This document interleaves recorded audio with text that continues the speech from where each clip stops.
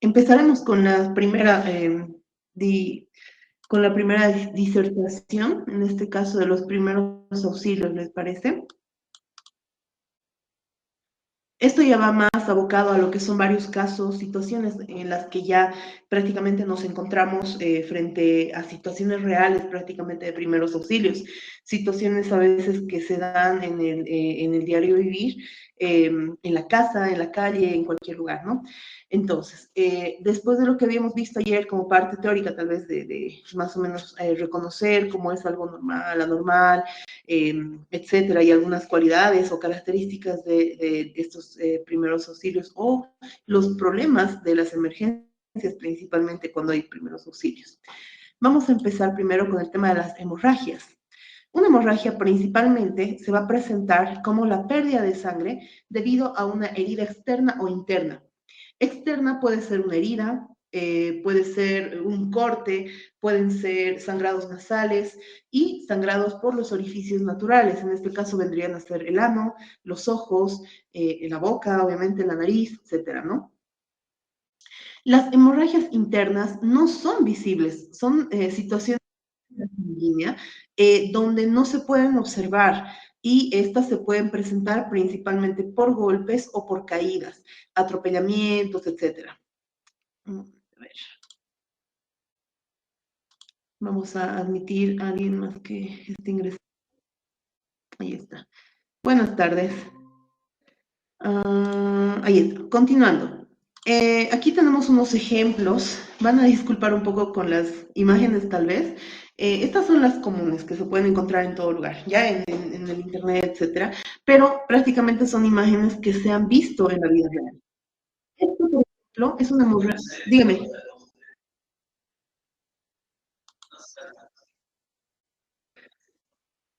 A ver, vamos a ver. Deme un ratito. Mm,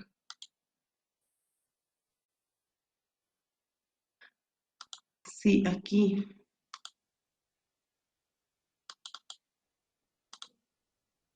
Ya, siempre hay problemas con esto, pero a ver, ya me imagino ya deberían ver algo. ¿Se puede ver? ¿Ahora?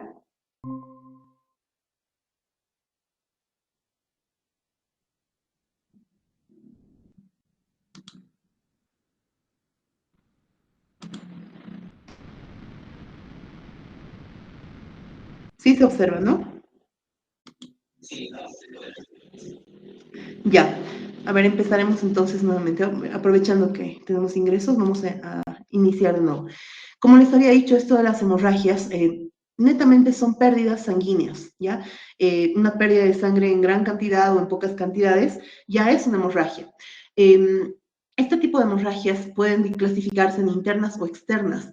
Las externas son las que podemos ver, que se pueden encontrar por cualquier situación relacionadas a un corte, heridas, sangrados nasales y los sangrados por orificios naturales, los oídos, el ano, el pene, la boca y obviamente la nariz, ¿no? Incluso en los ojos se podrían percatar prácticamente de hemorragias.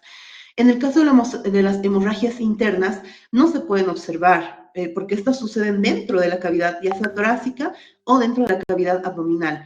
No se pueden ver, entonces es un poco complicado determinar si hay una hemorragia interna o no, pero eso nos va a dar, digamos, una idea de cómo está el paciente, algunas características que veamos en él para que consideremos que hay una hemorragia interna. Este tipo de hemorragias internas se producen por golpes fuertes, como un atropellamiento de auto, por ejemplo, o caídas de alturas considerables. No vamos a tener una hemorragia interna si se cae de la mesa al suelo, dependiendo del tamaño, obviamente, y la forma de caída, pero es más común ver una hemorragia interna cuando se presentan caídas desde el segundo, tercero, cuarto piso incluso. Entonces, ese tipo de situaciones hay que irlas analizando para ver más o menos a qué va dirigido esto, si hay una hemorragia interna, externa, etcétera. Y obviamente está lo que son las características visuales que podamos observar en los pacientes. Nuevamente me disculpo un poco por las imágenes, pueden ser un poco incómodas en algunos casos, pero realmente son imágenes que sí, las hemos visto en el diario de trabajo, ¿no? Acá, por ejemplo, podemos ver una hemorragia interna ocular. Esto sí puede haberse producido por un golpe, ¿ya?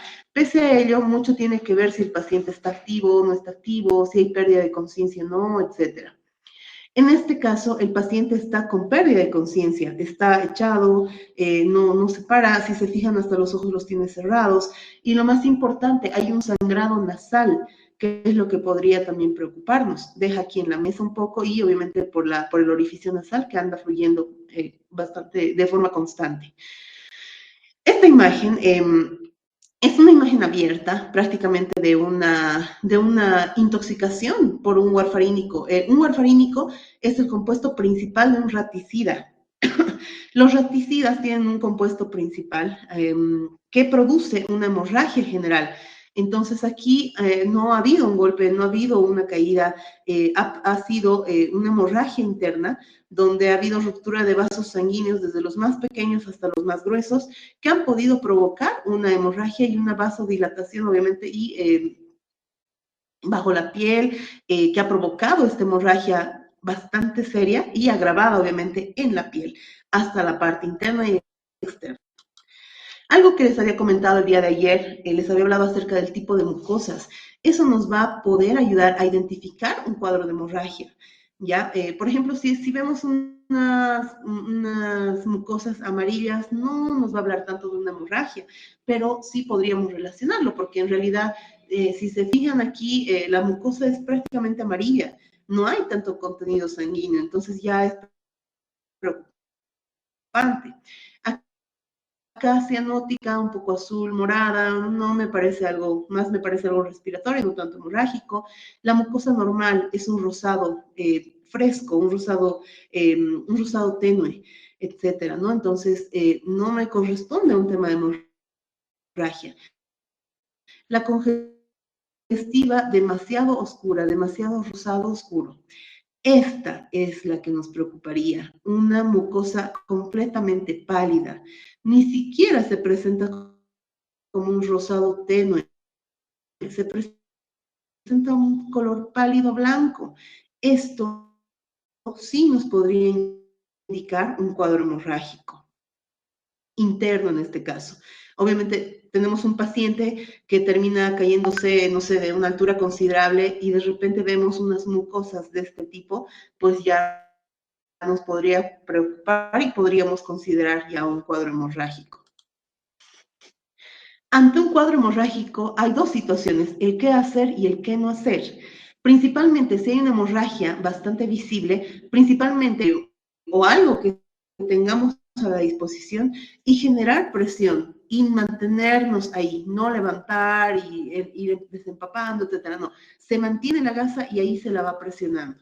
Si la hemorragia es en una extremidad, se puede hacer un vendaje compresivo junto con la gasa para seguir evitando la pérdida sanguínea. Si hay mucho, sin sacar la gasa y es más, aumentándole más gasas si es que necesita. La idea es que no levantemos de rato en rato la gasa principal, porque esto puede provocar mayor pérdida de sangre. ¿Qué es lo que no se debe hacer? No se debe aplicar alcohol o cicatrizantes en el lugar, no quitar la gasa, es lo mismo que les mencionaba anteriormente, y en vez de eso empezar a colocar una tras otra y una tras otra. Y lo más importante, no dejar solito al animalito, porque si es que está sufriendo un cuadro hemorrágico, hay pérdida de sangre, quizá un poquito severa, como la que se puede ver acá, entonces es mucho más sencillo que se nos pueda ir, incluso si no lo tenemos la atención inmediata. Este paciente con un cuadro hemorrágico necesita ser evaluado de emergencia. No podemos esperar prácticamente mucho tiempo. Se lo debe evaluar en el transcurso de los minutos o segundos prácticamente, ¿ya?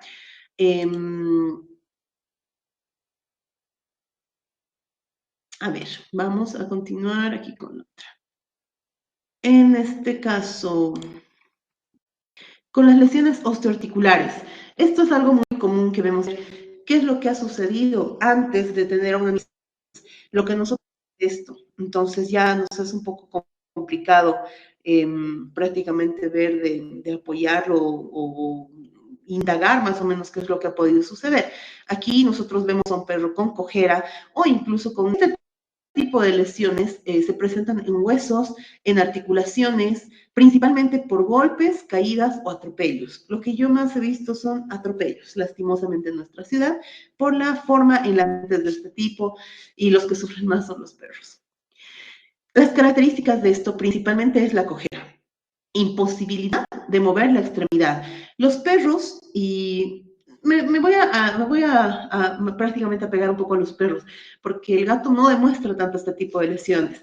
El perro, cuando está muy adolorido, recién empieza a cojear o tiene síntomas o muestra síntomas, porque los perros son fuertes, tienen el dolor, tienen el umbral del dolor bastante alto teniendo este tipo de situaciones.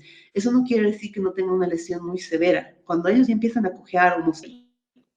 Otra característica de estas lesiones osteoarticulares son el hinchazón y el dolor al tocar. Prácticamente nosotros hacemos presión en el sector donde tenga alguna lesión, como en este caso en la pata delantera o en las patas traseras.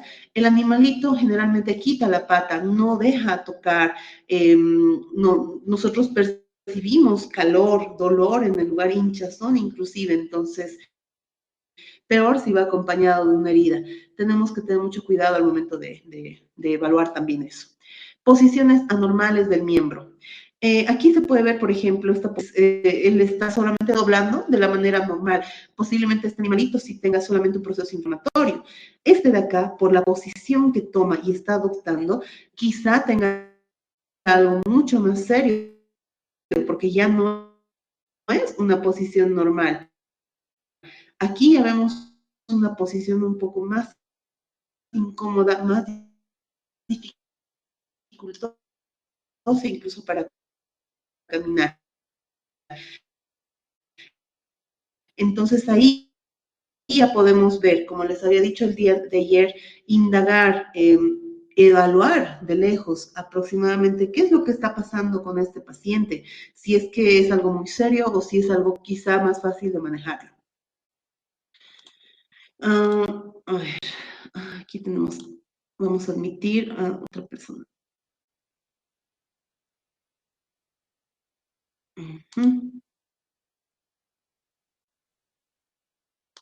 Perdón, ahí está. Ya. Con respecto a las lesiones osteoarticulares, tenemos un tipo de problemas, disminuirle el movimiento. No podemos permitir que ese animalito siga caminando, correteando con la pata coja, con la pata acción, donde ya prácticamente los dos miembros no están imposibilitados de poder caminar. Pese a eso, los perros intentan hacerlo. Tienen tanta fuerza de voluntad y anulan tanto el dolor que logran transitar prácticamente ya más kilómetros incluso con este tipo de dolencias.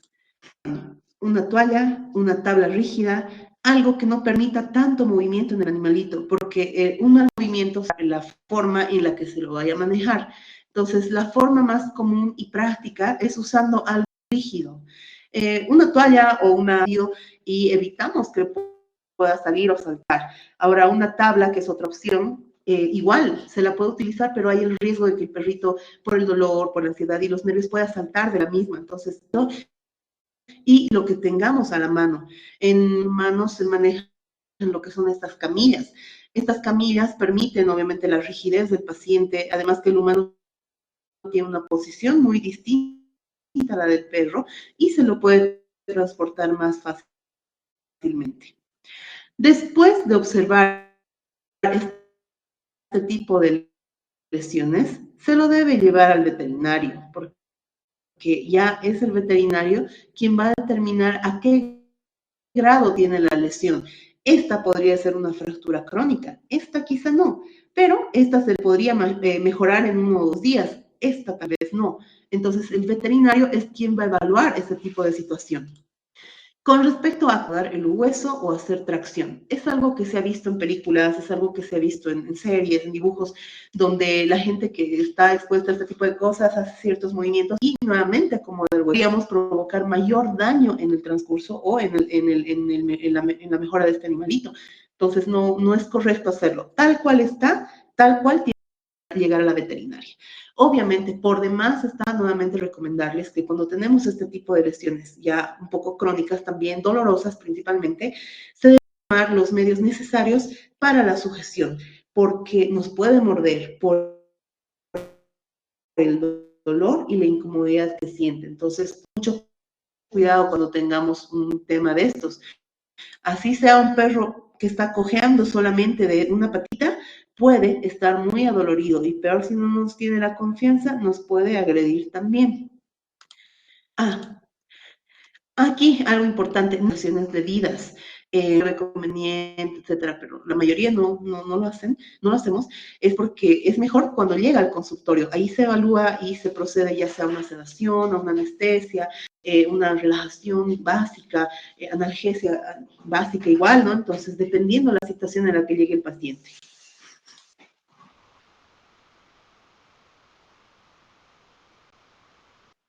Voy a ver, ¿hay alguien más? A ver aquí.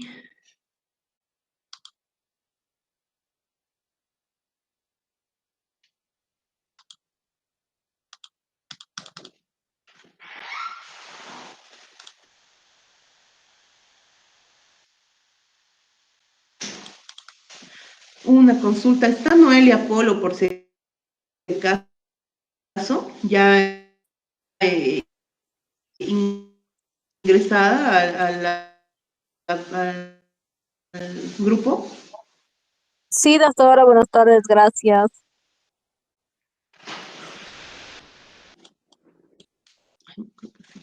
Ya, a ver, continuamos entonces. Con esta parte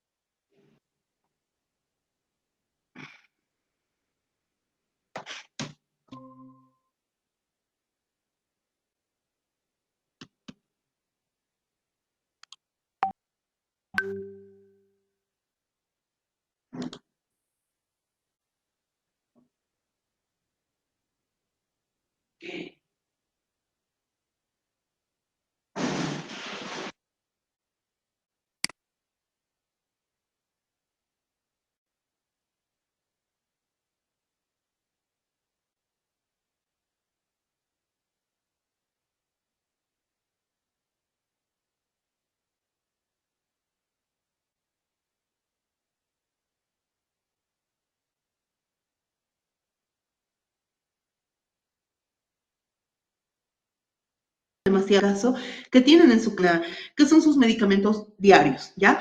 Los perritos, los gatos también, son un poco curiosas, donde prácticamente perder un poquito su hiperactividad y empiezan a morder de todo. Si es que se topan con este tipo de productos o medicamentos, pueden tener ciertas consecuencias. Este caso del diazepam es real, por si acaso, ¿ya? Porque justo hemos tenido un caso de un perrito que vivía en una farmacia y el diazepam estaba a la vista o cerca del paciente. Entonces el perrito, por ser travieso, agarró y se mordisqueó pues casi un blister y medio de diazepam. Obviamente el paciente llegó con sintomatología propia del diazepam. No lo mató por las cantidades que ingirió, pero sí tenía cuadros neurológicos que los hemos ido controlando. Mucho ha interesado en este caso y en el que han consumido. Nos trajeron los blisters, las medicinas que han quedado del entonces ahí nos dimos cuenta qué es lo que había consumido el perrito, hemos tratado de ver las cantidades porque quedaban pequeños trozos, entonces ahí ya teníamos una idea de cuánto es que ha consumido el producto. El paracetamol, igual, el paracetamol lo pongo porque prácticamente podemos provocar un cuadro de intoxicación en algunos animalitos, sumamente tóxico para gatos, mortal incluso, entonces no es conveniente automedicar. Hay mucha gente que piensa que dándole el paracetamol, que es un producto de uso humano que viene en gotitas incluso para dosis pediátricas, se lo puede utilizar en perros. De hecho, hay una dosis para perros, ya que sí se podría utilizar. El problema es que esto es antiguísimo, porque actualmente los estudios indican que este tipo de fármaco, como el paracetamol, es prácticamente dañino para los perros y gatos. Y hay otras opciones. Así que anulado si es que alguien quiere o intenta o escuchan que recomiendan el darle paracetamol, aunque son unas gotitas, a cualquiera de sus animalitos. Así que está prácticamente desahuciado el animalito. Nos vamos a pros a diario en la casa. Tenemos lavandinas, tenemos desinfectantes, el Ola, etc. Estos, por lo general, pueden llegar a provocar lo que son problemas de contacto, quemaduras, lesiones, erosiones, irritaciones de piel cuando hay un contacto directo. ¿Cuándo es que sucede generalmente esto? Por ejemplo, si hacemos una limpieza del ambiente, de la casa, etcétera, o el patio, no sé, alguna situación de estas, echamos cloro, utilizamos desinfectantes y nuestros perritos o perritos de otros lugares agarran, pisan el lugar donde hay cloro y estos desinfectantes. Entonces, puede ser que alguno de ellos sea un poco delicado y genere algunas lesiones a nivel prácticamente de las almohadillas o en las patitas, porque es el sector que se ve más afectado por el tema del contacto directo. Aquí está. Tenemos estas marcas comerciales que no tengo nada contra ellas prácticamente, pero es, digamos, de las más comunes, las que la gente utiliza. Entonces, ellos tienen sus lavandinas, este tipo de productos, si no se lo diluye bien, no se lo utiliza de manera correcta, puede provocar irritaciones, como les había mencionado, y la inhalación puede causar también en mayor contacto con el suelo. Si trapeamos el piso con lavandina, esa lavandina al emanar unos aromas hacia la parte superior, llegan mucho más, gases en este caso, llegan mucho más cercanamente a los perros. Entonces, ellos son los más afectados. Se les irritan los ojos, les genera molestias respiratorias, aparte del contacto de las patitas, ¿no? Los envenenamientos, con productos, de tipo venenos. Estos venenos, que también los encontramos en cualquier lugar, en la cancha, que los tenemos en la casa, que trae el jardinero para prácticamente utilizar en los jardines, en las plantitas y todo eso, algunos de ellos sí son tóxicos para los animalitos. Los matormigas, hachas, cualquier producto de estos tiene en la parte posterior o incluso en algún sector donde nos indica, digamos, este producto, por ejemplo, nos está indicando no tocar con las manos, evitar el contacto con animales, no tener contacto directo con los humanos, podrían dar una pauta de qué podemos hacer con este producto y qué tan malo podría ser para nuestros animales. Nos dan la indicación de que tiene un veneno y de que es un veneno y aparte su composición los hacen muy notorios justamente porque los animalitos o un niño o una persona puede tener un contacto con esto. Obviamente son emergencias, son situaciones que pueden suceder en algún caso. Entonces, en el caso de los perritos y los gatos, tienen un contacto directo cuando el tutor, digamos, deja esto dispersado, el gato o el perro agarra una carne o un pedazo, un trozo de comida, lo lleva por esos sectores y lastimosamente lo ingiere, porque tiene contacto con la comida y el animalito puede llegar a ingerirlo de cualquier manera. Entonces, cuando llegan a este tipo de situaciones o tienen esta situación de emergencia, lo primero que hay que hacer es preguntar qué producto es el que tienen a la mano en la casa, si es herbicida, si es que hay un desinfectante, si es que hay algún matabichos, si tienen algún producto para matar los bichos del jardín y esas cosas, entonces inmediatamente sacar foto o llevar el producto para tener una idea también. El veterinario es quien ya se va a dar cuenta en base al compuesto que tiene cualquier producto de estos para dar o brindar una solución inmediata, en este caso un antídoto. Nos vamos al tema de los envenenamientos o animales ponzoñosos. Ya estos negras abundan, las podemos encontrar en cualquier lugar. Estas viudas negras también generan un cuadro tóxico de tipo neurológico, principalmente en los animalitos. No tomamos a veces eso en cuenta, más nos preocupamos que por etcétera, pero va a haber animalitos. Entonces, estos animalitos también están expuestos a este tipo de animales.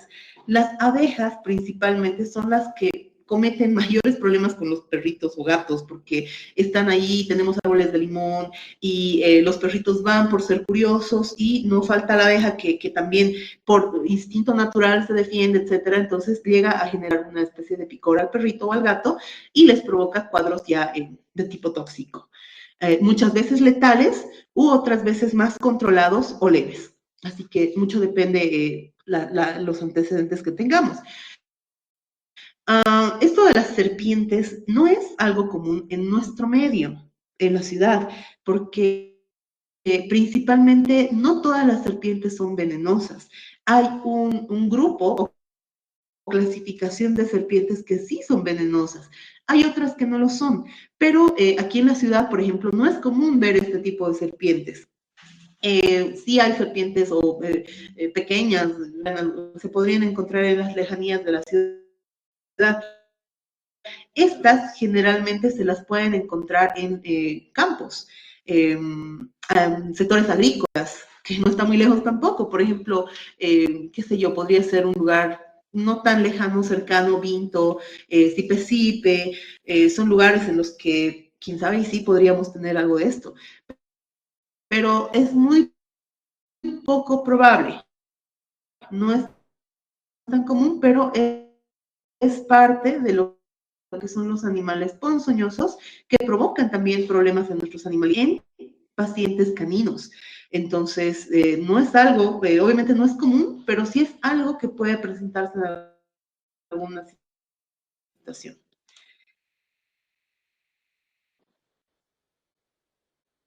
Los síntomas más son diarreas, el babeo excesivo, que por lo general es el síntoma más común, podría decir. los temblores, el tema de convulsiones, cuando se ve afectada la parte neurológica, los vómitos también, cuando se ve afectada la parte digestiva, pero la dificultad respiratoria, esto principalmente en casos, el tema de las abejas genera un proceso inflamatorio a nivel pulmonar y el paciente puede llegar a fallecer en minutos o en segundos. Mucho depende también la carga del... Si el producto tóxico es mínimo, va a provocar síntomas mínimos, si el paciente así lo requiere. Ahora, si el producto tóxico es bastante alto o fuerte, muy cargado, y el animalito es obviamente muy delicado, entonces prácticamente lo puede matar en segundos. Esa es la diferencia. Esta parte es un poco preocupante porque primero, son comunes.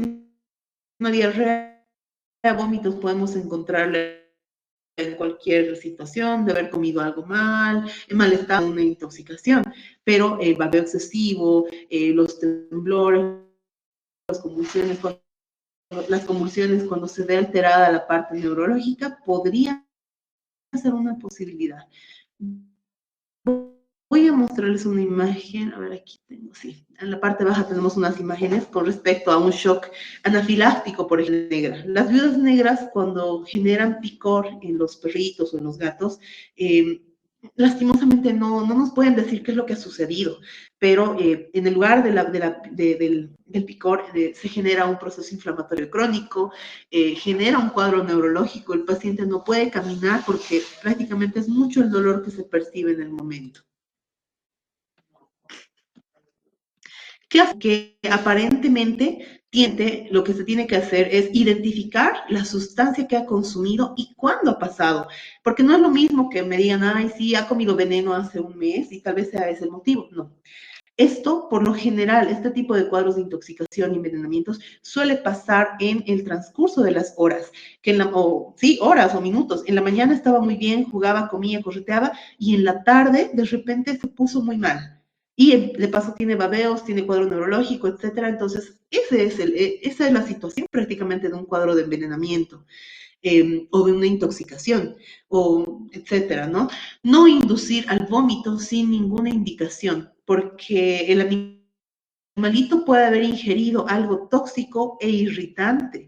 Si nosotros le provocamos el vómito y ha consumido algo irritante, podemos provocar que genere mayores lesiones a nivel del tracto digestivo hacia la boca, porque no deberíamos prácticamente inducirle el vómito porque ese producto tóxico, corrosivo e irritante le puede generar mayores lesiones.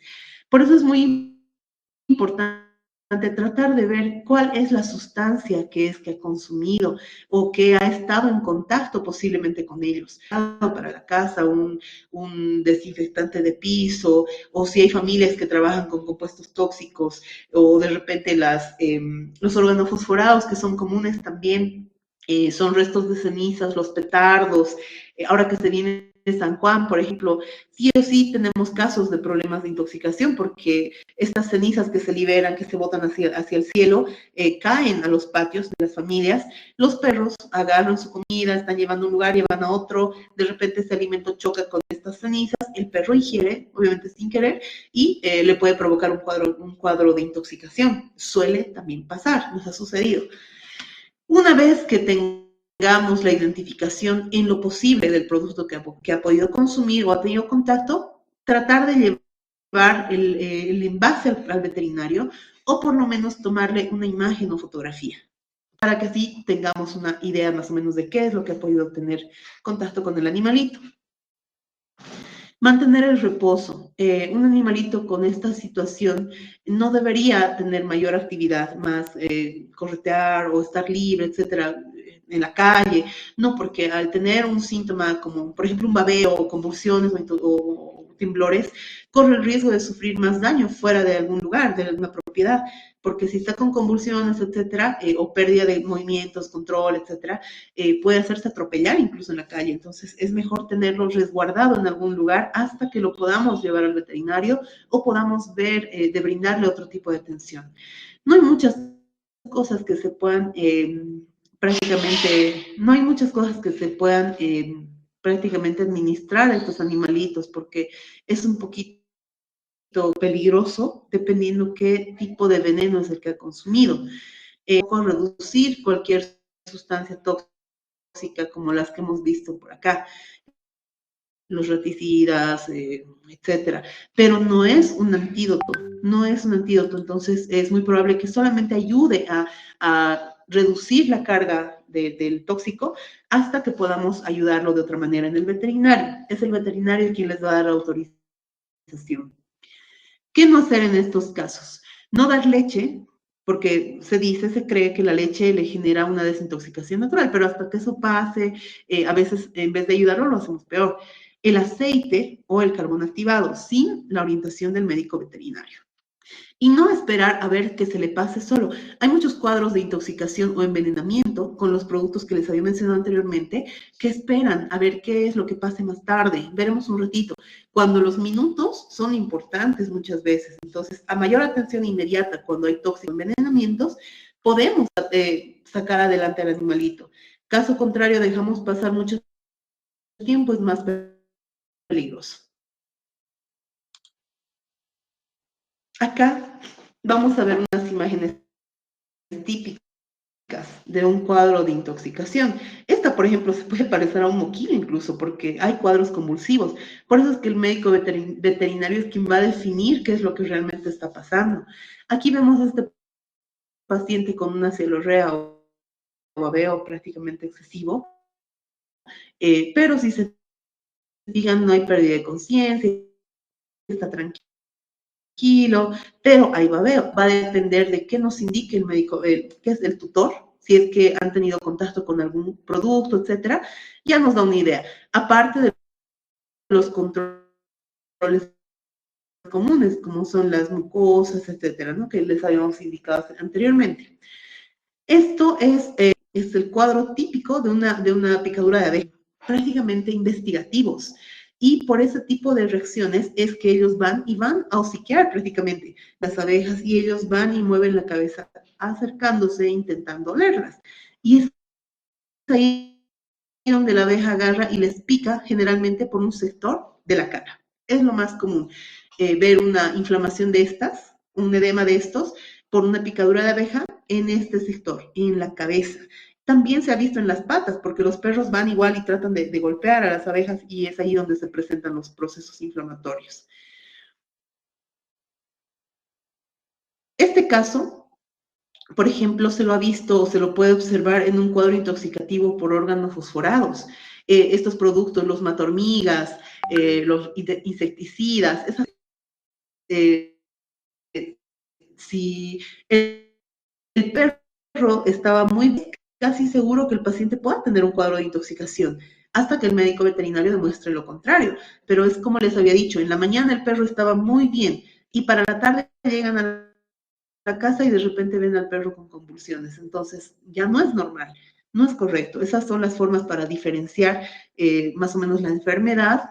Un ejemplo, el moquillo, que causa estos cuadros neurológicos, pero con anterioridad, y un cuadro de intoxicación. Estos siempre se presentan al momento. Este es otro cuadro de proceso alérgico.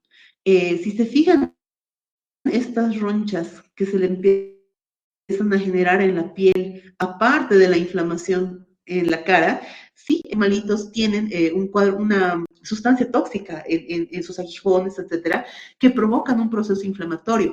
Y la reacción del perro o del gato también puede ser este tipo de apreciaciones, no solo en la cara, no solo en el sector, tipo de reacciones, estas bullas edematosas también se le llaman, pueden presentarse al consumir algún producto químico, en este caso un medicamento también.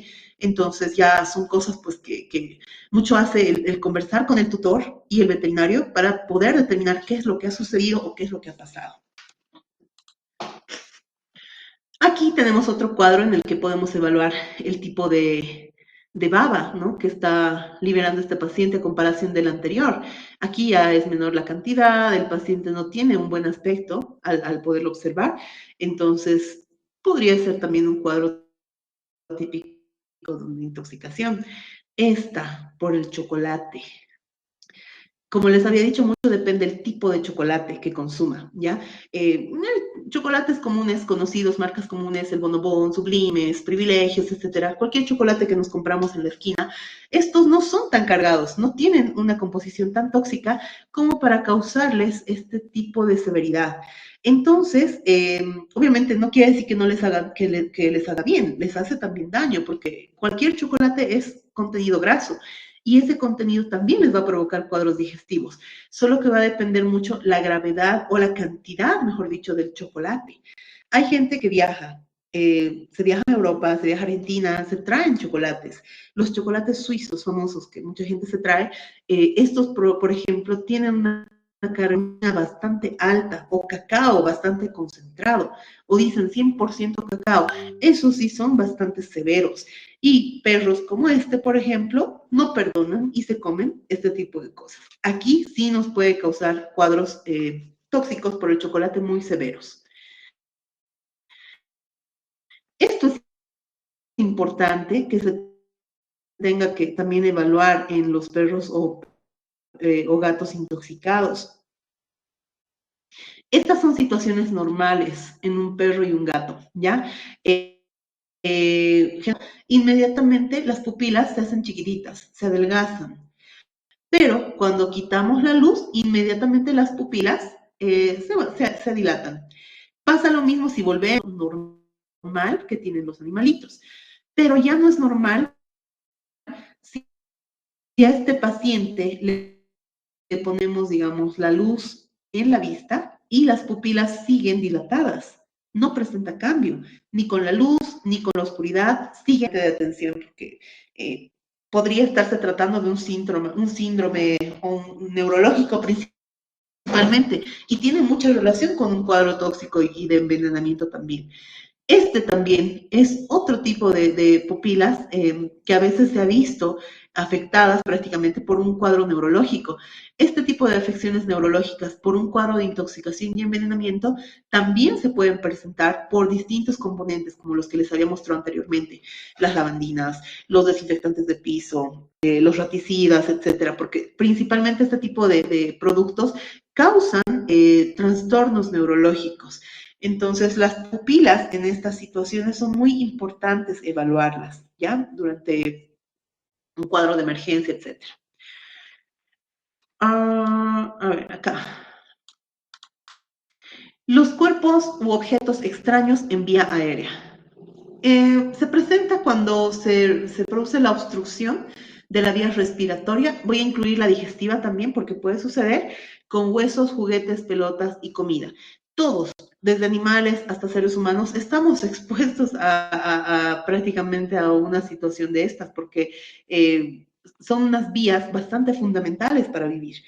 Pero en perros y en gatos es que se ha visto más comúnmente porque ellos no entienden muchas situaciones que nosotros sí.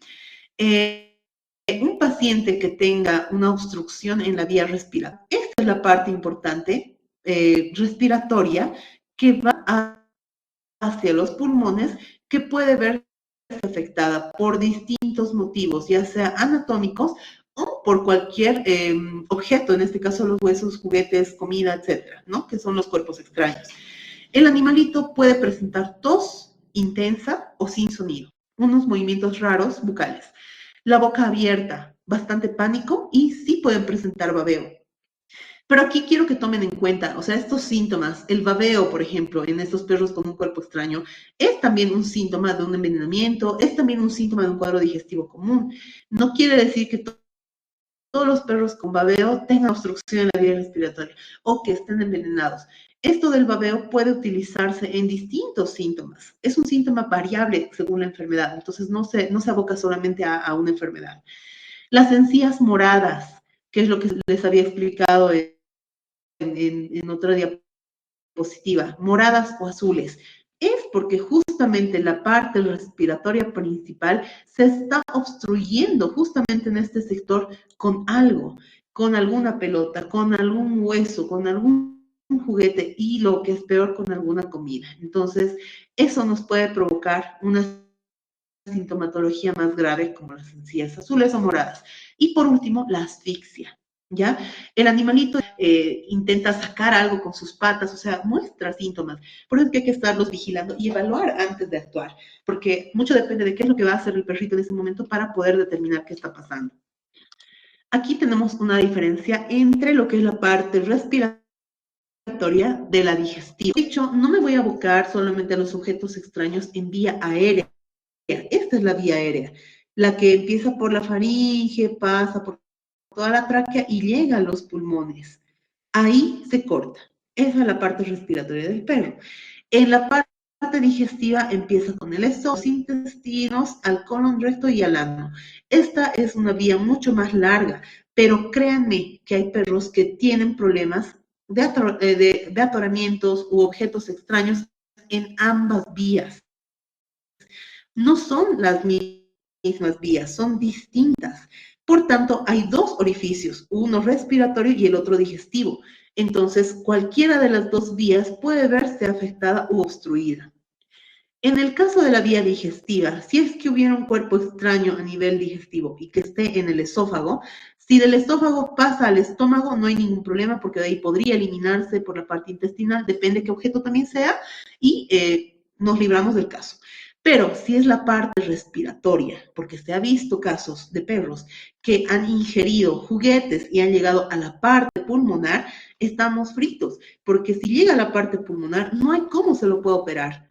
Es complicado y muchas veces este tipo de pacientes pues no tienen un buen futuro.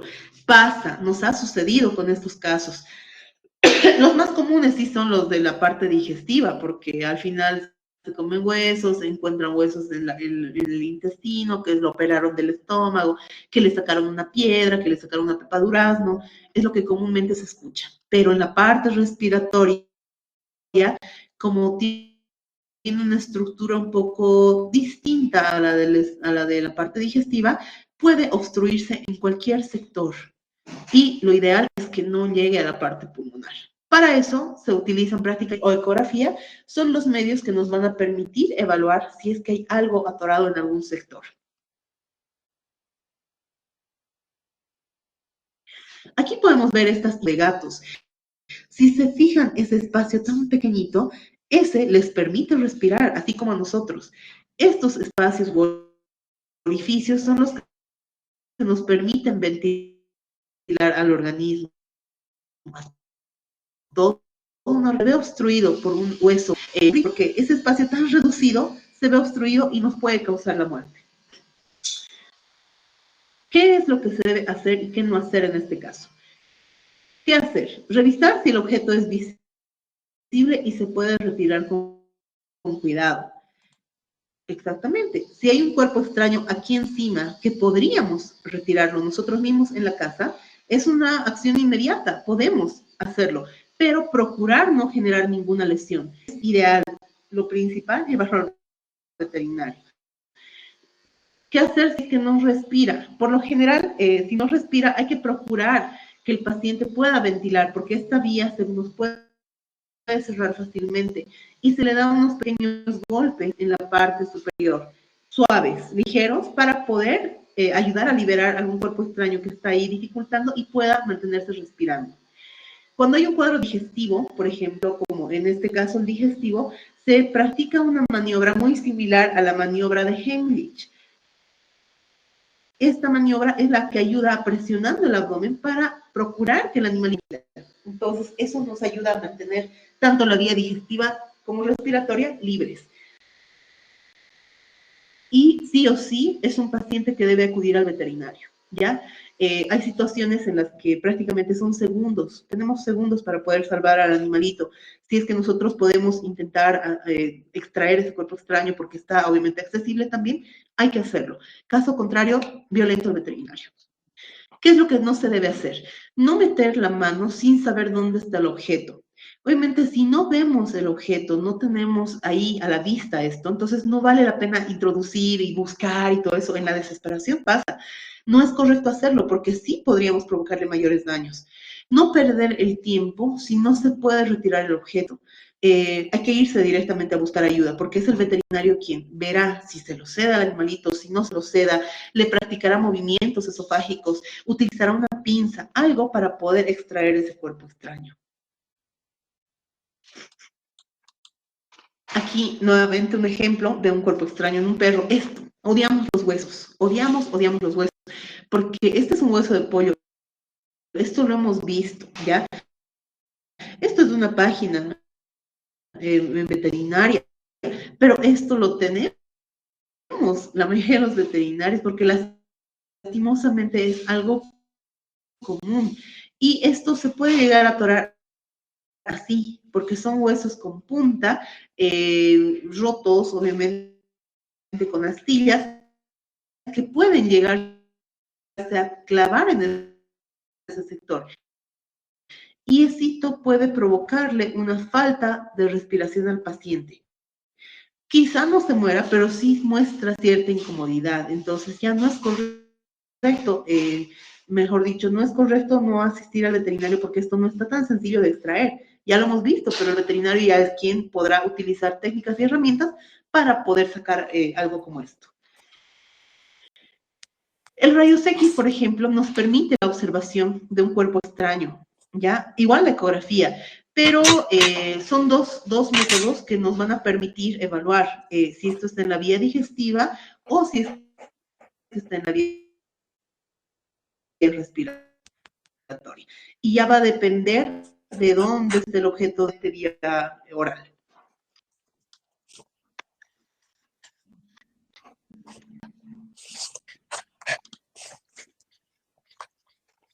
A ver, esta. Como les había dicho en un principio, cuando tenemos un caso de emergencia o de estas situaciones, lo primero que hay que hacer es mantener la calma, porque hay que ver hasta dónde podemos llegar y ayudar. Cada minuto, con cualquier tipo de hemorragias, lesiones articulares, envenenamientos, eh, eh, atoramientos, etcétera, son importantes para poderlo salvar o no salvarlo al animalito. Saber actuar inmediatamente o esperar, eso es peligroso. El kit básico de primeros auxilios siempre. Y obviamente lo principal que les habíamos dicho y vamos a mantener ello para poder salvar a los animalitos. A ver, con eso, a ver, ¿alguien tiene aquí alguna duda tal vez?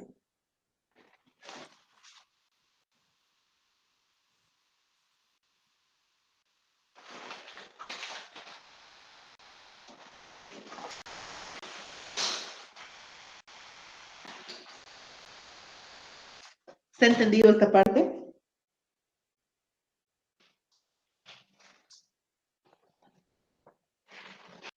¿O alguien tuvo alguna experiencia tal vez con estos casos?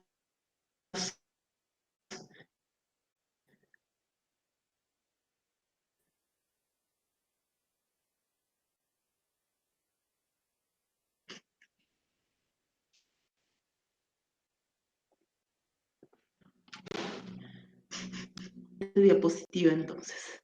Y nos vamos a los casos. A ver. Esta es un poquito larga, la vamos a hacer un poquito corta. Ya, ¿me confirman si se puede ver la imagen? Sí se ve, ¿no? Ya, voy a empezar con esta parte. A ver. Primeros auxilios en parto y alumbramiento inminente. Cuando estamos frente a un parto, de ser un proceso bastante natural, bastante noble, hermoso para la naturaleza, lo general, ya sea gatito, gatita, presentan cierta inquietud. En los animalitos, por lo menos, hay jadeo, hay una incomodidad, entonces prácticamente la vulva se prepara para poder realizar el parto. La temperatura rectal baja a menos de 37 grados. Es por eso que les decía la importancia de tener un termómetro en el botiquín de primeros auxilios. porque este nos va a permitir evaluar cómo anda la temperatura. En este caso nos salió porque es una temperatura normal, pero la perrita o la gatita están un poco incómodas, pero la temperatura está normal. Algo raro podría estar pasando. Dígame.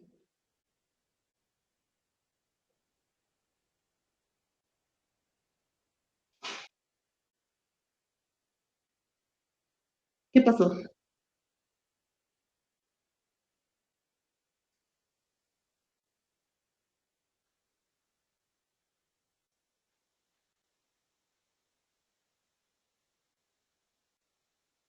A ver, vamos a volver a ver esto.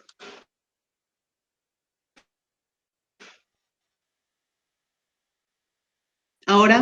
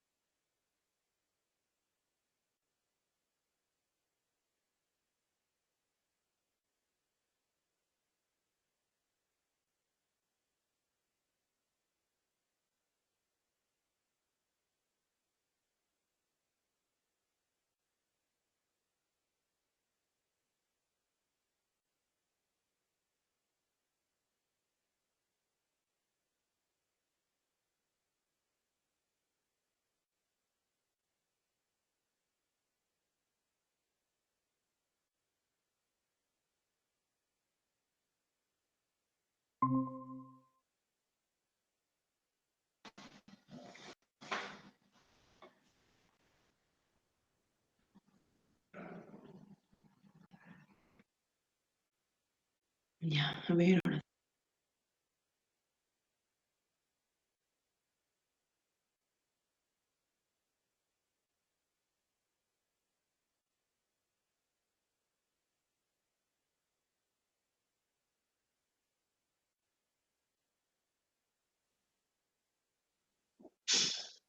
A ver, nuevamente he vuelto a ingresar porque no se puede de esa manera. Hay problemas con el Meet, es por el horario tal vez. Pero, a ver, ahora me confirman si se escucha, por favor, y si se puede ver la imagen de las diapositivas.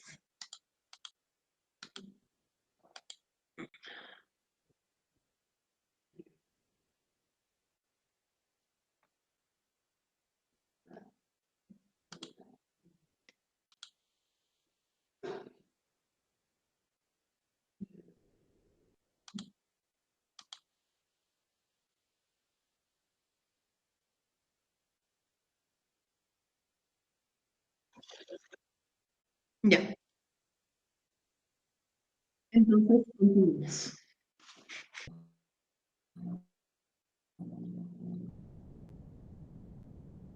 Ya, estos son los síntomas básicos ante un parto. La perrita, el amigo constante de la vulva, la temperatura que va bajando, secreción vaginal. Esto es importante porque por lo general la secreción vaginal no tiene mal olor, es transparente.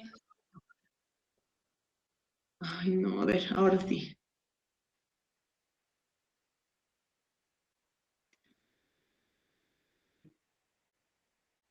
A ver, otra vez.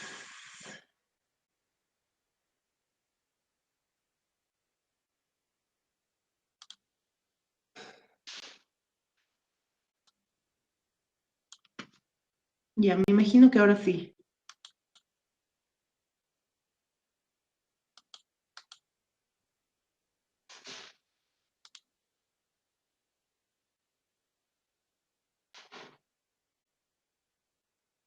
Ya, creo que sí, ¿no?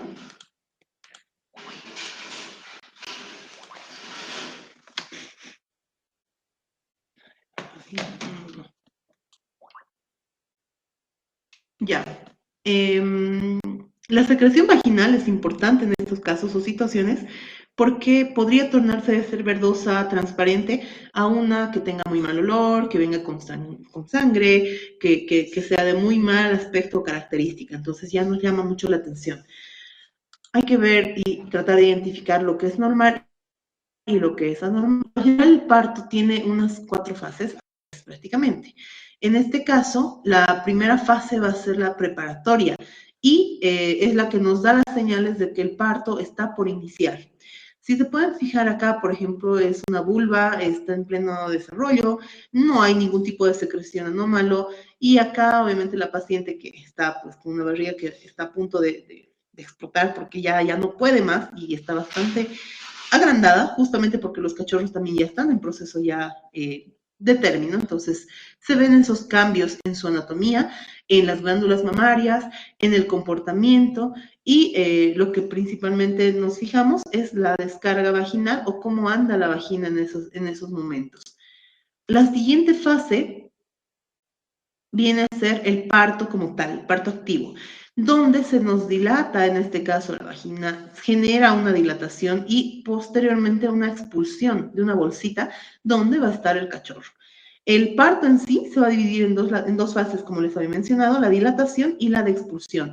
En la expulsión, los cachorros van a ser empujados por contracciones generadas por los mismos cachorros hacia la parte externa.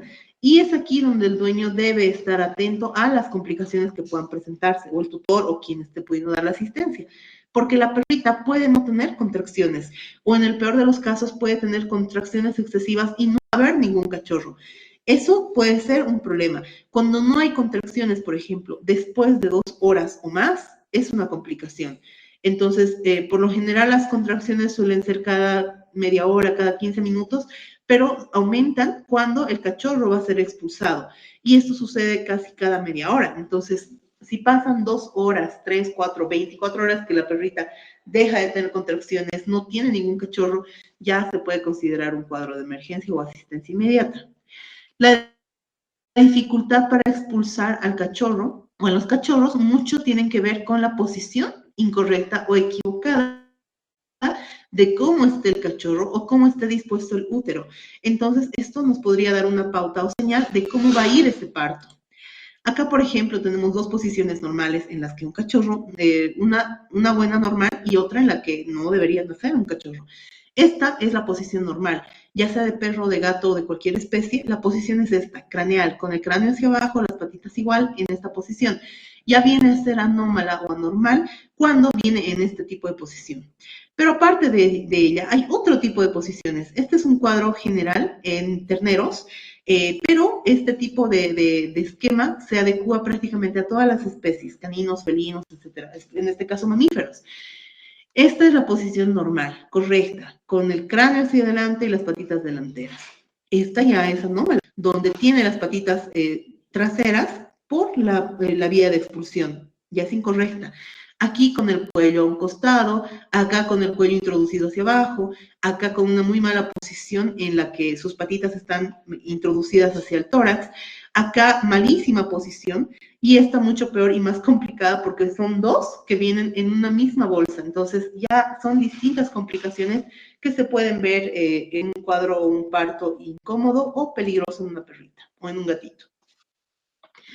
La última fase viene a ser el alumbramiento, que está principalmente caracterizada por la expulsión de la placenta. Cuando cada cachorro llega a nacer, también su placenta es expulsada junto con el cachorro. Es normal que esto ocurra en minutos solamente, no puede demorar mucho tiempo. Si la placenta no se expulsa dentro de la primera y segunda y hasta una tercera hora, digamos, puede ser una señal de retención planetaria, lo que puede causar un cuadro de infección posteriormente. O inclusive si es que hay más cachorros y esta placenta se elimina correctamente, pues puede provocar la disminución de las contracciones y esto puede provocar que los otros cachorros no puedan nacer. Importante controlar que cada cachorro nazca y a la par libre su placenta. Cada cachorrito nace con placenta. Nacen 5 cachorros, tienen que haber 5 placentas. Por eso es que hay que mantener la vigilancia de las perritas en gestación o que están a punto de parir. ¿Qué hacer cuando se viene el parto? Principalmente acomodar un lugar limpio, cálido y tranquilo. Esto para las perritas de casa que no tienen ningún problema, o gatitas de casa también, tienen ya su espacio dispuesto. Pero cuando son de la calle, cuando nos las encontramos así en una situación de emergencia, procurar darle un espacio también que le genere calor, que le genere tranquilidad más que nada, porque es un momento bastante importante y serio y ella no va a entender qué es lo que está pasando. Entonces, procurar brindar ese tipo de espacio para ella. No intervenir si todo fluye de forma natural. El parto es un proceso sin complicación, ¿ya? A no ser que la paciente o los cachorros o la situación sean complicadas. En esos casos, obviamente, ya vamos a tener algunas cosas raras o anómalas en el parto y es ahí donde tenemos que intervenir. Si esto fluye de forma natural, la perrita va a empezar con las contracciones, a la media hora expulsa un cachorro, a la media hora expulsa el otro, la tercera, cuarta, quinto cachorro, etcétera. Después de eso, la perrita va a estar tranquila y empieza a comer y empieza a beber, no tiene ya problemas, se para, busca cariño, se vuelve a echar con sus cachorros porque ya terminó ese proceso duro, incómodo del momento. Y eso, por lo general, el proceso de parto suele durar 24 horas, es un día prácticamente, pero por lo general son horas que demora, pero son 24 horas clave en las que tenemos que expulsar a todos los cachorros. Pasan las 24 horas y tenemos la sospecha de que hay otro, o con ecografía se confirma que hay otro, pues después de las 24 horas ya es un parto complicado. Vigilar que no pasen más de 30 minutos entre cría y cría. Este es un número de 30 minutos común que se ha visto, pero puede a veces variar, puede ser después de una hora, puede ser a veces después de una hora y media, cuando son partos con una disminución de contracciones, pero por lo general son cada 30 minutos. La naturaleza prácticamente ha dispuesto ese tiempo para que la mamá pueda atender a cada cachorro en su momento dado. Nace el primero, lo atiende, le corta el cordón umbilical, se alimenta de la placenta y después de eso nuevamente empieza otra contracción, pero le da tiempo de atender al cachorro. Tener a la mano toallas limpias, guantes y el contacto del veterinario a la mano, porque son situaciones que pueden presentarse en cualquier momento, en la mañana, en la madrugada, en la noche, entonces hay que estar pendientes de ello. ¿Cuándo es una urgencia? Nuevamente recalco, si pasan más de 2 horas sin nacer ningún cachorro y no hay contracciones, en todo tipo de urgencia o emergencia que habría que hacer atender. Si hay contracciones sin resolver por 30 minutos, también es una complicación porque la perrita va que contrae y contrae y contrae y no tiene el cachorro. Empuja, empuja y sigue empujando y está un poco incómoda y nada que nace, entonces ya es un problema y ya debe ser evaluada. Cuando hay secreción abundante, también es una situación de emergencia porque ya viene hasta con mal olor. Entonces hay que estar pendientes de qué es lo que vaya a pasar y se la tiene que llevar al veterinario. Y por último, el cansancio excesivo de la madre. De por sí el parto cansa, agota, pero si esto sobreexcede la capacidad de la gatita, de la perrita, etcétera, ya pues es una complicación que podríamos estar presentando en ese caso. Tenemos acá una ecografía, le podemos dar como algo importante porque es la ecografía la que nos va a ayudar a definir el cachorro, cuántos cachorros, cómo viene ese cachorro, el tamaño del cráneo, si va a ayudar a que sea un parto normal o va posiblemente necesitar una cesárea, el hacerle la ecografía antes del parto y hacerle otra ecografía después del parto para confirmar que no haya más cachorros por un lado y confirmar que solamente tengan restos líquidos de placenta y que no sean restos placentarios. Para eso nos sirve la ecografía en estos casos con el parto. Entonces, si vamos a hacerle atender en la veterinaria, hay que asegurarnos de que le realicen una atención ecográfica, que es la que no nos va a mentir, la que no nos va a engañar, porque la ecografía es la que va a definir si hay o no hay más cachorros en el interior. ¿Qué es lo que no hay que hacer? ¿Qué es lo que mucha gente a veces comete? Es un error prácticamente, no jalar a las crías. porque si se fijan las posiciones pueden ser un poco incómodas. Este cachorro de por sí viene demasiado mal, viene con las patas delanteras, perdón, pero el cráneo está, o la cabeza está metida hacia adentro, entonces aquí ya hay un problema. Este es un cachorro que se ha trancado, entonces no va a poder nacer ni él ni los que queden adentro. Esto ya es una situación de emergencia que tiene que ser atendida inmediatamente. No administrar medicamentos sin autorización. La famosa oxitocina, que la voy a mencionar porque no es algo que ocultemos, es algo que sí se utiliza. El problema es que si se la utiliza de mala manera, sin un apoyo veterinario, podemos provocar problemas, porque la oxitocina incrementa las contracciones. Pero si hay un cachorro en una mala posición que está provocando un trancado, no se trata de una dilatación o mala dilatación, se trata de una situación en la que el cachorro no está viniendo cómodo y así tenga muchas contracciones y de paso le administremos un producto que le genere más contracciones, vamos a provocar un daño mucho más serio. Entonces, de ahí que no se sugiere que nosotros les apliquemos una sustancia o un medicamento como estos para estimular el parto, que es lo que la gente o los tutores mencionan. No es correcto. No interrumpir el proceso a menos que haya signos de complicación. Si la perrita está en una situación, o gatita, perdón, no nos vamos a olvidar porque las gatitas también, por lo general, tienen partos quizá un poco más normales que en una perrita, pero también se han visto complicaciones y de las dos en las mismas situaciones. Los signos de complicación es lo que les había mencionado anteriormente. Hay dolor, hay incomodidad al parir, les molesta, les incomoda. Entonces, es normal, pero tienen que haber parido después de unos minutos. Si esa complicación o esa incomodidad se mantiene por más de 30 minutos, algo está pasando. Entonces, ya hay que estar atentos.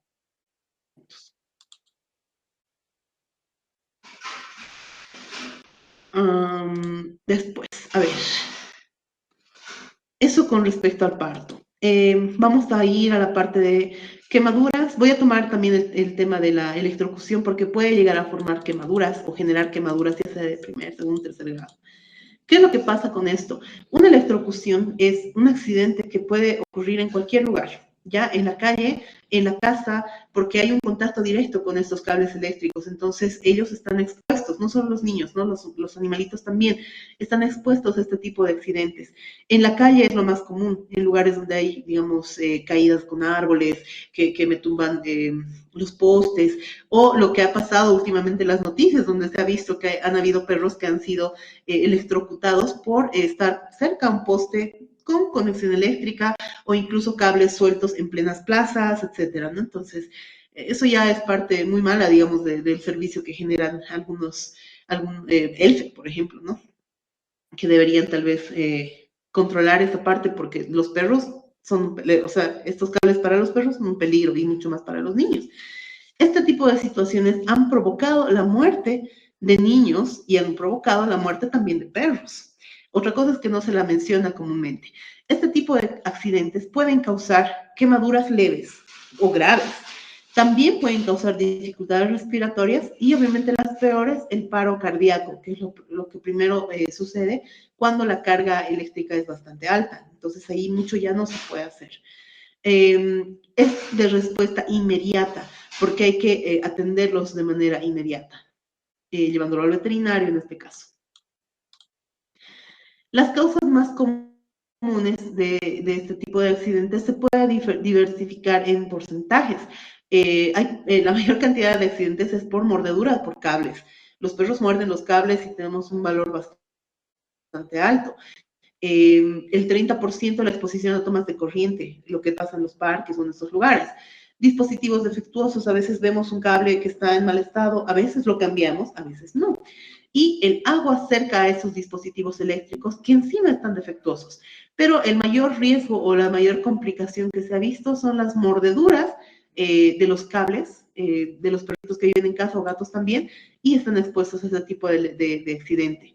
En la calle, a mí particularmente ya me da miedo andar un poco por los parques, por las plazas, porque lastimosamente las conexiones eléctricas son muy libres, son muy abiertas. Muchas veces sus ferias y todo ello tienen acceso a este tipo de tomacorrientes que si no tienen el tratado adecuado, entonces sí nos pueden causar problemas, no solo a los seres humanos, sino que también a los animalitos. Los signos de electrocución son comunes, pero también hay que irlos diversificando porque pueden ser parte también de otro tipo de problemas. Las quemaduras visibles, la dificultad para respirar, cuando es un caso más crónico, convulsiones o temblores, y la más letal, lo que son el paro cardíaco.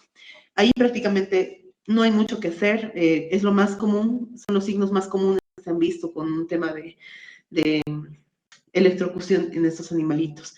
Cualquiera de estas es situación de emergencia. Los primeros auxilios en estas situaciones es evaluar la seguridad del lugar, porque como les había mencionado anteriormente, hay cables que están junto a lugares con agua, que esto podrían complicar un poco la situación del animalito, como de las personas que vamos a intentar ayudarlo. Alejar al animal de la fuente eléctrica con productos, mejor dicho, con artefactos que no conduzcan la electricidad. En este caso, un palo de madera o plástico serían los ideales para poder hacer una separación inmediata. La evaluación del estado del animal. Una vez que se provoque esto, que separemos al animalito de esta exposición, pues tenemos que ver cómo anda la respiración, cómo anda el pulso y si es que tiene o no quemaduras a la vista. Realizar el RCP si es que es necesario, porque no olvidemos que este tema de las electrocuciones pueden causar un paro cardíaco. Entonces, si es así, nosotros tenemos que intentar ayudar para poder nuevamente revitalizar ese corazón. Entonces, es importante también conocer esta técnica, ¿ya? Darle calor y comodidad siempre es parte del apoyo psicológico también que se le tiene que dar al animalito. O sea, no tenemos que, más bien dicho, tenemos que mantener la calma en esta situación para propiciarle calma también a él. Y lo logramos también brindándole un espacio tranquilo y cómodo para que nos permita su evaluación. La atención de quemaduras, la mantención de la humedad de la piel principalmente. Si hay una quemadura un poco considerable o cualquier tipo, tendríamos que mantener la frescura de la piel, la frescura del tejido, ya sea con soluciones fisiológicas, pero hasta ahí básicamente no podemos aplicar ningún otro producto, no cremas ni nada de eso. A esto va asociado lo que son las quemaduras, porque las quemaduras son mucho más amplias. Las quemaduras las podemos encontrar en cualquier situación, no solamente por un tema de electricidad. Se la pueden encontrar por el calor, el sol, la radiación, la exposición a algunos químicos que pueden provocar lesiones, ya sea de primer grado, segundo o tercer grado, en nuestros animalitos. Los problemas más comunes que se han visto, por lo menos en consulta veterinaria de emergencia, es animalitos que han sido quemados con agua caliente o superficies calientes, en el caso de los gatos, con los techos calientes. El sol calienta demasiado las calaminas y los gatos que andan por los techos suelen llegar a pisar este tipo de estructuras y les generan lesiones especialmente en las patitas. Entonces, ya nos da una idea más o menos de qué es lo que ha podido pasar, cómo ha sucedido y todo eso. Anteriormente les había comentado lo de las quemaduras eléctricas por cables, que se me ha visto bastante importante mencionar esto porque es una situación que se está dando lastimosamente en los parques. Otra cosa es que no se menciona o que no se ven. Las sustancias químicas, como algunos productos limpiadores, antizarros, estos productos que son bastante fuertes, los quemagrasas, en cocina, son cosas que generan una irritación bastante crónica y pueden llegar a provocar unas quemaduras leves, pero ya son quemaduras. Y por último, la exposición prolongada al sol. El sol me puede generar lesiones también de primer grado. Igual les pueden generar problemas a nivel de piel. Atribuyendo esto a la imagen anterior, los tipos de quemaduras en mascotas, las de primer grado, segundo, tercer grado, se diferencian de la misma manera como en los humanos.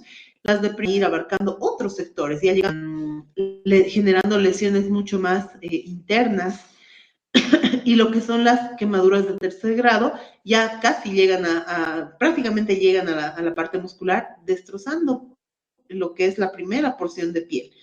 Entonces ya son quemaduras muy complicadas que ya pueden correr riesgo incluso la vida del paciente. Aquí tenemos unos ejemplos de quemaduras comunes. Estas son de humanos. En perros y en gatos se generan las mismas ampollas. Estas ampollas son por quemaduras, igual acá. La diferencia es que en este tipo de patita, por ejemplo, puede haber reventado la ampolla, pero ya se considera que aquí ha habido una quemadura de contacto, posiblemente con alguna plancha o algo caliente.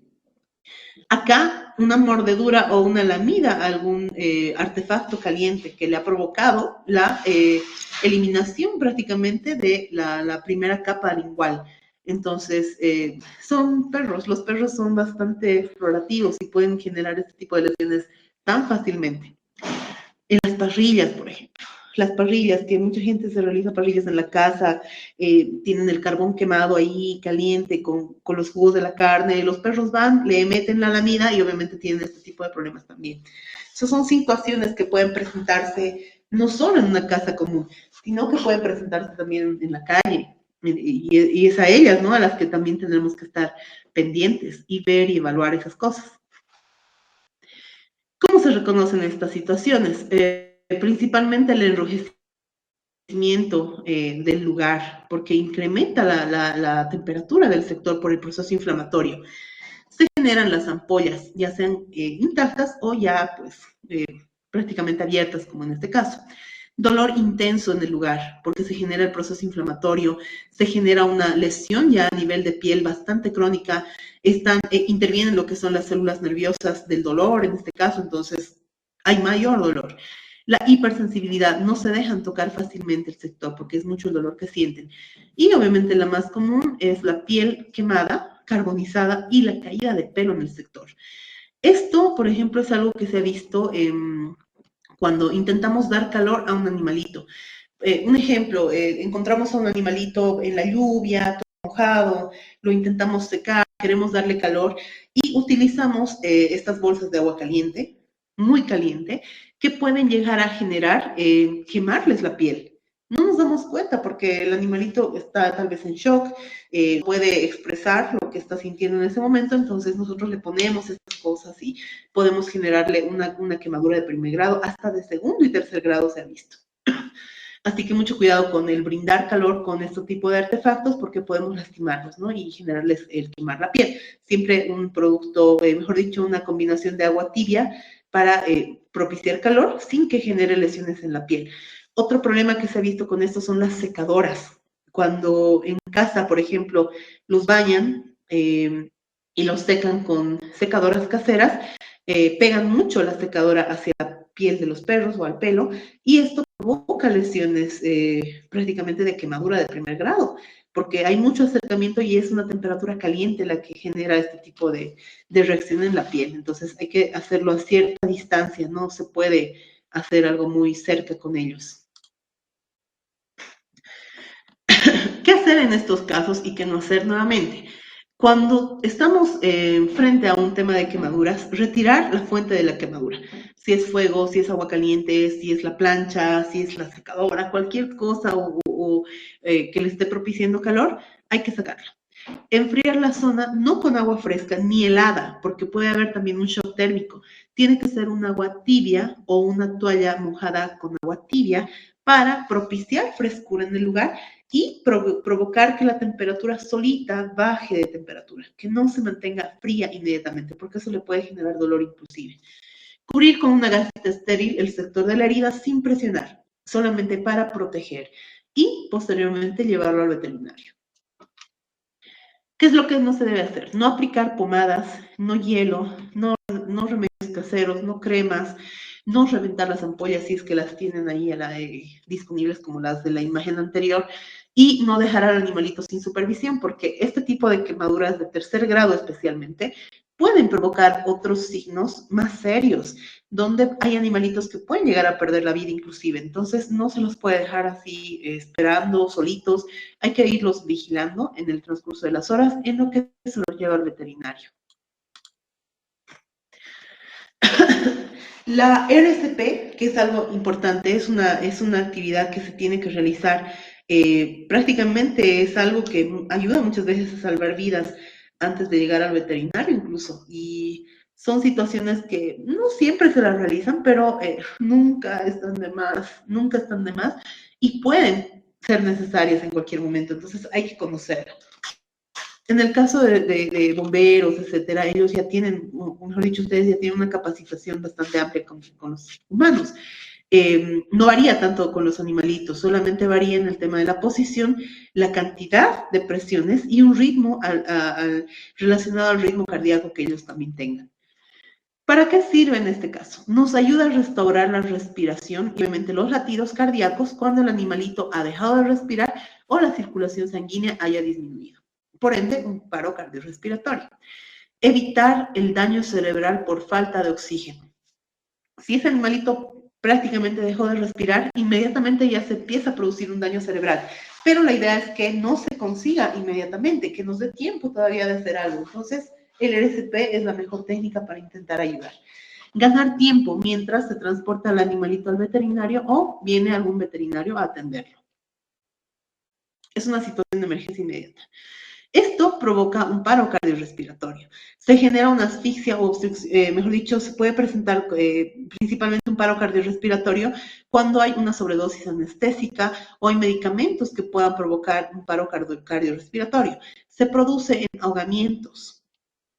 Ahí es donde podemos intentar estimular con el RSP.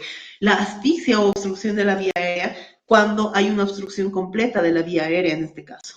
Una electrocución o un traumatismo severo que puede generar cambios en los latidos cardíacos y en las pulsaciones, mejor dicho, en la frecuencia respiratoria, que podrían verse subsanadas con el RSP o por lo menos la intención de mantener este tipo de procedimiento natural.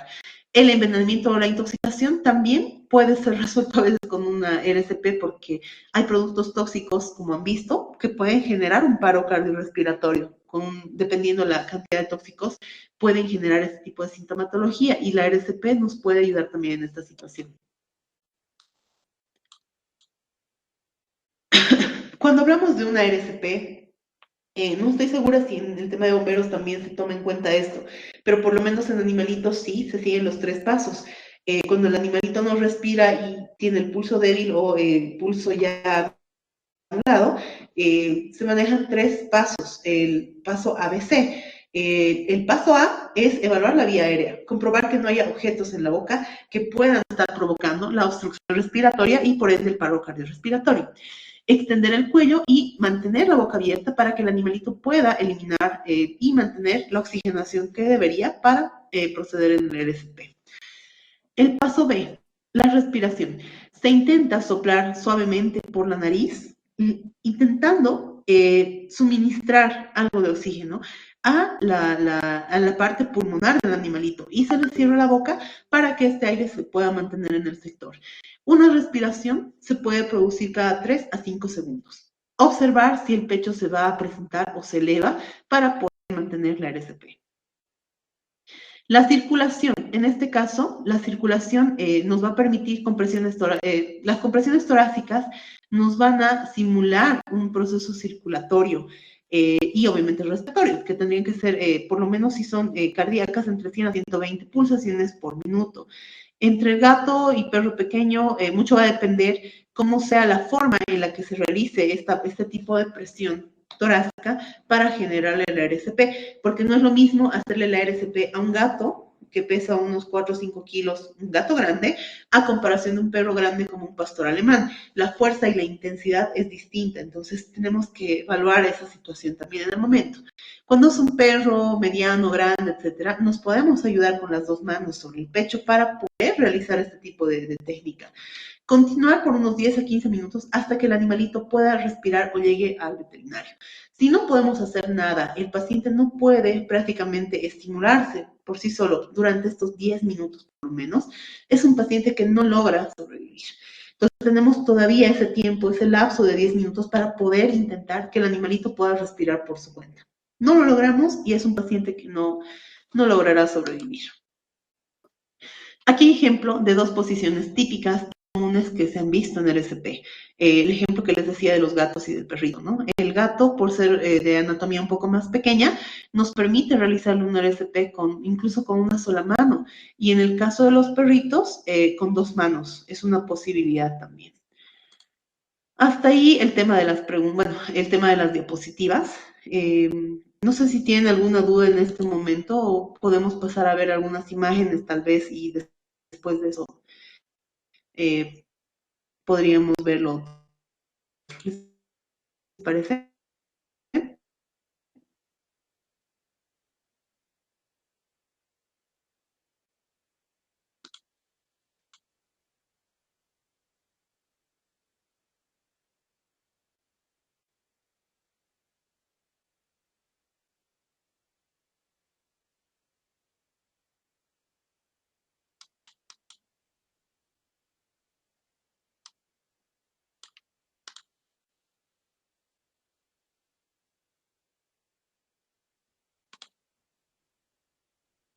En general,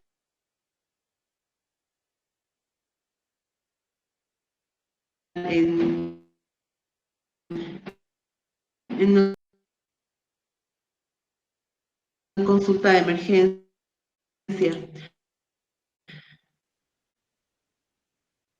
A ver, aquí se va a ver.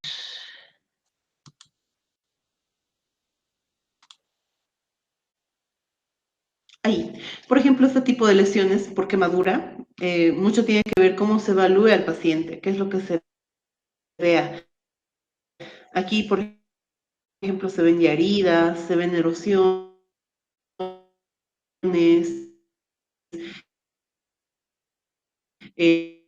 este paciente posiblemente ha sido atropellado, él ha sido atropellado y ha tenido un golpe y ha caído sobre el asfalto, por ejemplo, y es ahí donde ha generado raspones o se ha raspado la nariz y ha generado un sangrado leve, pero no es algo, digamos, preocupante. Ha sobrevivido sin problema.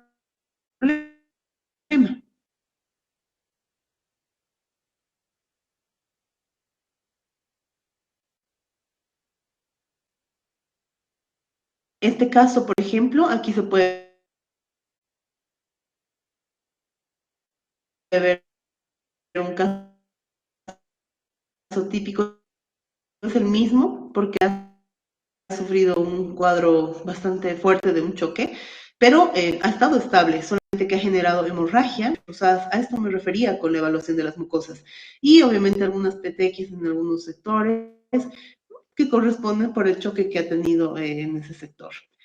Después, aquí tengo lesiones que los dueños no se dieron cuenta, solamente que el gatito dejó de orinar y de repente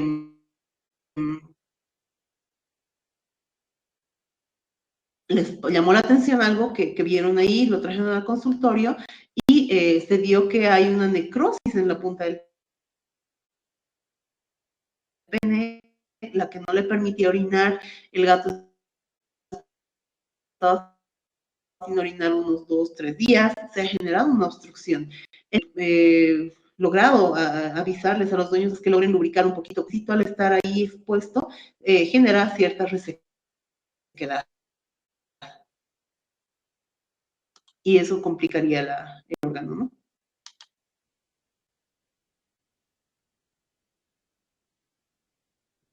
Ay, colgado.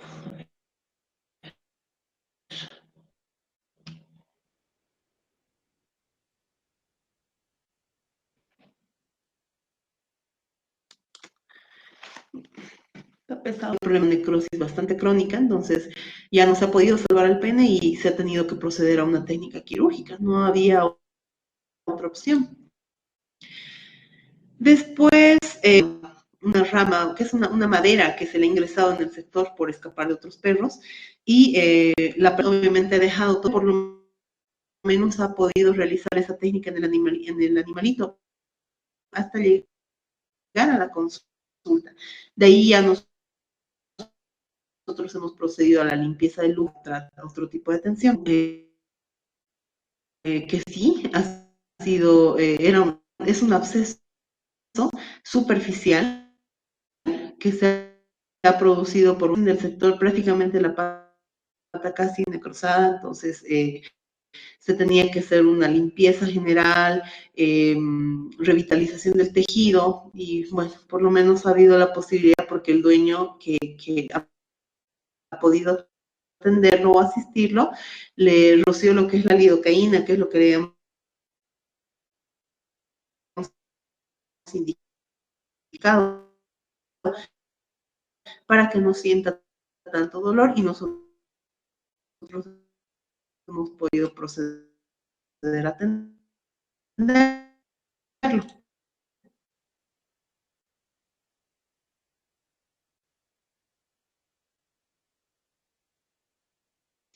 Esta imagen ya es de otro pene, donde la mucosa del penecito ha estado expuesta mucho tiempo y ha generado laceración en el escroto, entonces se ha tenido que mantener, pero manteniendo la lubricación correcta del pene para evitar su pérdida.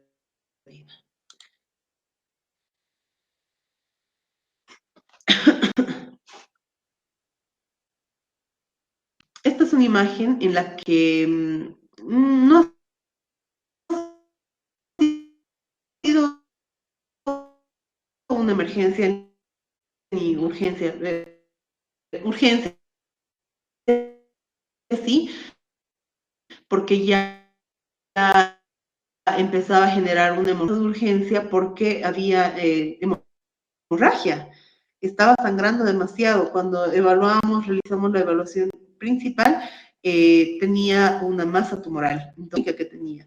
Este paciente no sobrevivió prácticamente porque este tumor se lo ha podido mantener porque era una masa, entonces no se lo ha podido atender de otra manera.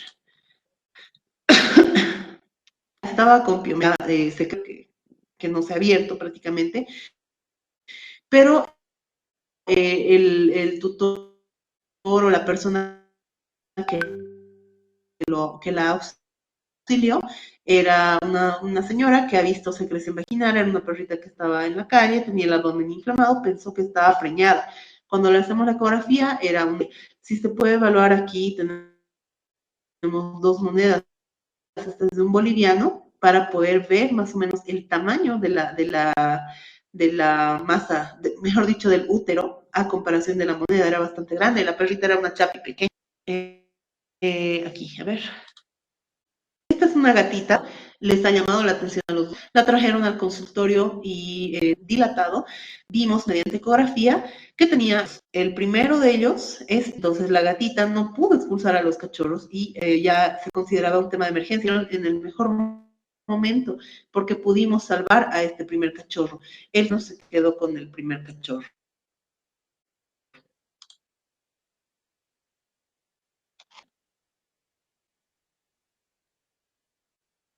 Ay, esta es una barbaridad. No sé si se pueda ver bien la imagen. Es un gato. Ya es un gatito al cual lo encontraron en la calle, igual. Lo asistieron de emergencia, así por atravesar una avenida, entonces lo recogieron, lo pusieron a la veterinaria porque no había mucho más que hacer. Resulta que cubierta por un vendaje, tenía de solamente las vendas y las higiénico, femeninas, practicar a vendar, pero al parecer lo hicieron de una mala manera y se quedó así, vendado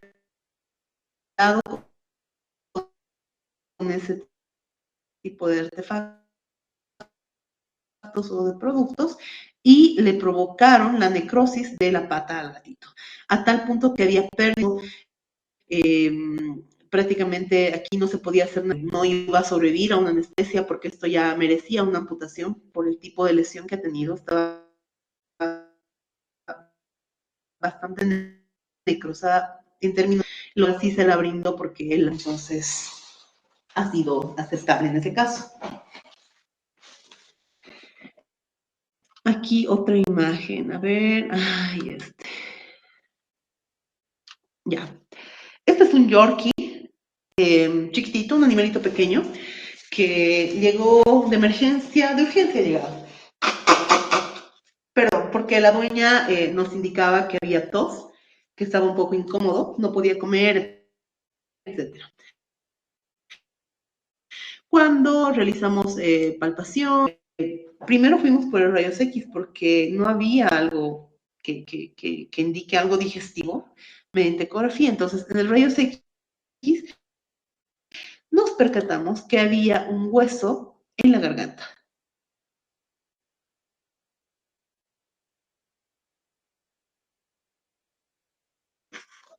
Entonces, este es el cuello del Yorkie, esta es la herida que se ha realizado y este es el hueso de pollo, evidentemente, que se ha podido extraer de esa herida, que la decisión para poderlo haber extraído. Pero lastimosamente esto ha tenido que ser quirúrgico porque nadie vio el hueso, solamente lo confirmamos mediante la placa de rayos X. Entonces, eso ya era sí o sí operar, no había otra opción. Acá, a ver, ya. Este es un tumor. En la vía actual de una perrita que recogieron igual de la calle, la asistieron porque estaba decaída, flaca, un poco incoordinada al caminar, estaba bastante, con pérdida de conciencia ya incluso. Cuando las revisamos, le hacemos la ecografía, hemos encontrado esta masa tumoral, la que obviamente no teníamos que permitir que se mantenga en el sector. Entonces, la hemos tenido que extraer. Como estaba en el útero, no hemos tenido complicación, entonces la extrajimos y la perrita, pues obviamente ya se estabilizó y ya está libre de peligro y aparte esterilizada.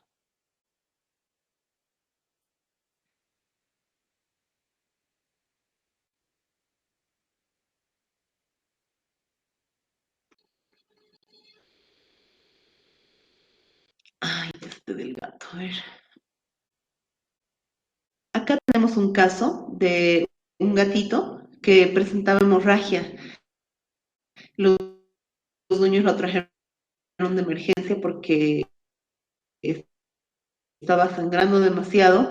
Lo único que lograron hacer es hacer una limpieza con una gasa en el sector y nosotros ya pudimos percatarnos que tenía lesiones orales bastante crónicas, que puede haberse provocado por bucales bastante desagradables y muy dolorosas, para que nada, eso, la hemorragia que entonces no había. A este perrito lo trajeron, le hicieron un baño, esto en casa, ¿ya? Se le caía el pelo. Cuando la trajeron, terminamos de sacar el pelo y hemos encontrado este tipo de lesión de primer grado. Entonces, ha variado un poco más con respecto al tiempo y demás, pero ya es una situación de asistencia que se le ha dado inmediatamente porque no podían esperar. Lo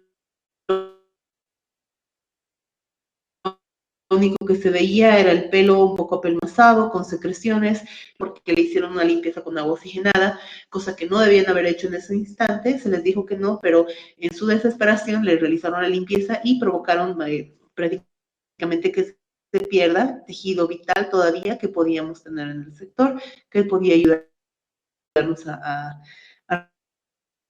resolver el caso.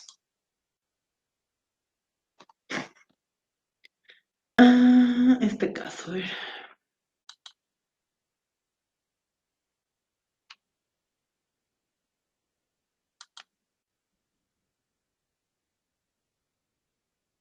Ya, esta es una atención básica que uno de los dueños ha propiciado a su animalito, porque el animalito tiene aquí una masa tumoral. Entonces, se ha llenado de moscas, estaba con miasis. El dueño tenía a la mano lo que es el curavichera. Entonces, se lo ha aplicado inmediatamente y los gusanos han podido ser extraídos fácilmente y ha cicatrizado sin ningún problema. Pero la primera acción inmediata del dueño ha sido atenderlo con el curavichera, que no estamos en contra en este caso porque ha permitido que los gusanos salgan por sí solos. Cuando llegamos a hacer la evaluación al día o 2 días siguientes después de que nos avisó que le puso, no habían ya larvas. Entonces el tejido empezó a cerrar completamente. Solo hemos colaborado con el tema de la infección y el proceso inflamatorio que todavía continuaba, pero ya había tejido de cicatrización. Aquí otra lesión bucal que ha generado una hemorragia y babeo en el animalito. No había incoordinación neurológica, pero sí había un sangrado ligero. Entonces, esto ha provocado la alarma de los dueños y lo han traído a la veterinaria para evaluar y evidentemente tenía una pérdida de muela que ha provocado un sangrado bastante crónico en ese momento, pero después subsanado. Acá, no, estos casos son terribles. De este gatito, que se ha manchado él por una prueba que se le ha realizado. Ha perdido la primera porción del párpado, acá arriba, justamente por un accidente que ha tenido con uno de los perros de la familia y le ha quitado un pedazo prácticamente del párpado. El dueño lo que ha realizado inmediatamente ha sido un cono, ha elaborado un conito porque ha evitado que el gato vuelva a rascarse o a lastimarse más y eso ha permitido que el gatito no tenga acceso a la parte ocular, que era lo que más se podía complicar. El gatito ya está estable nuevamente, pero prácticamente estaba este artefacto que lo ha fabricado, ahí se pueden ver, los ha ayudado a mantener prácticamente al animalito sin más complicaciones en su ojito. Aquí, ya. Igual otra lesión por quemadura. En este caso, el perrito se chocó justamente a una estructura, una plancha caliente que había, y la inflamación del sector. Tenía una ampolla, esto era mucho más complicado. Pasó 2 días antes y ha disminuido bastante la inflamación a los 2-3 días posteriores. Nótese que aquí ha habido bastante babeo, ha habido sangrado, pero lo más incómodo ha sido para él es otro caso complicado. Una gatita que no ha podido parir, mojaba y nada que podía parir. Cuando la han levantado, la trajeron cuidadosamente, justamente porque había mucha incomodidad en la gatita, la pusieron en una caja y la lograron traer al consultorio.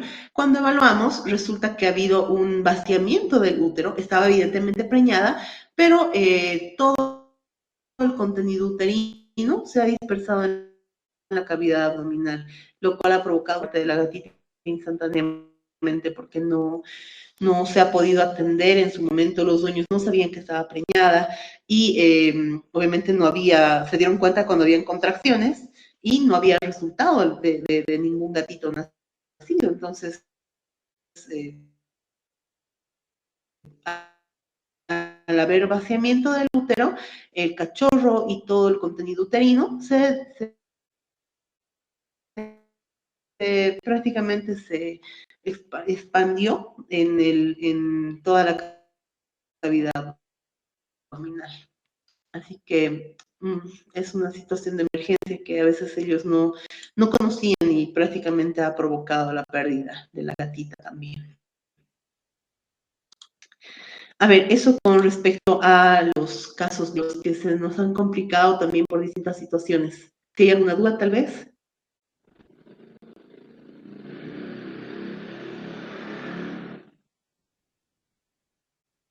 Ya, me imagino entonces que no hay ninguna duda. Yo creo que nos vamos a ver nuevamente en el tema de la práctica y eso sería todo. Cualquier duda podemos compartirla, caso contrario, por el grupo o vía personal, no hay ningún problema. Atentos entonces a cualquier llamado que nos hagan en el grupo, ¿sí?